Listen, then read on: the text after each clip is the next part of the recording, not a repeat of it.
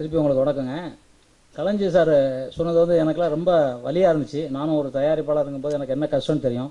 அவர்கிட்ட உட்காந்துருக்கும் போது பேசிக்கிட்டு தான் இருந்தேன். ஆனால் முன்னாடி வந்து சார் கம்ப்ளைண்ட் கொடுக்கும்போது பெரிய தயாரிப்பாளருக்கு மட்டும்தான் மரியாதை இருந்துச்சு. இன்றைக்கி வந்திருக்க கேஆர் நிர்வாகம் வந்து நிச்சயமாக சிறுபட்ட தயாரிப்பாளருக்கு மிகப்பெரிய மரியாதை கொடுத்துக்கிட்டு இருக்காங்க. நானும் அதில் ஈசி மெம்பரில் இருக்கேன், நானும் இதில் செயலாளராக இருக்கேன். நிச்சயமாக உங்கள் மேட்டரை கையில் எடுத்து சினிமா திரைப்படத்துறைக்கு என்ன ஒரு நடிகை இந்த மாதிரி பண்ணுனாக்க செருப்பால் அடிப்போம். அந்த அளவுக்கு நாங்கள் அவங்களை விட மாட்டோம்.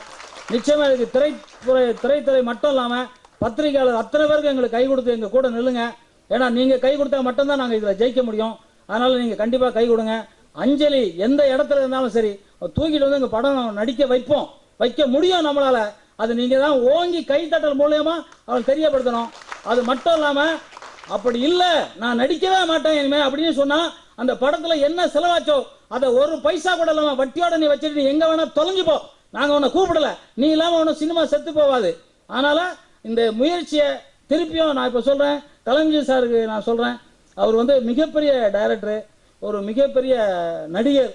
நான் ஒரு படத்தில் 2 படத்துக்கு நான் கோல்டு மெடல் வாங்கியிருக்கேன். அவர் சொன்னார் 2 படத்துக்கு நான் கோல்டு மெடல் வாங்கியிருக்கேன். அந்த மிகப்பெரிய கலைஞர் மனசு வருத்தும் போது எனக்கு வந்து கண்ணில் கண்ணீர் தழும்புது. ஏன்னா அவர் வருத்தப்படக்கூடாது, இந்த மாதிரி கலைஞர் வருத்தப்படக்கூடாது, ஒரு தமிழன் இப்படி இன்னும் வருத்தப்படக்கூடாது. அதை விட மாட்டோம். நாளையிலேருந்து இன்னைக்கு இருந்தே நம்ம அதை போராட்டத்தை நம்ம ஆரம்பிப்போம். என்ன நடக்குதோ பார்க்கலாம்.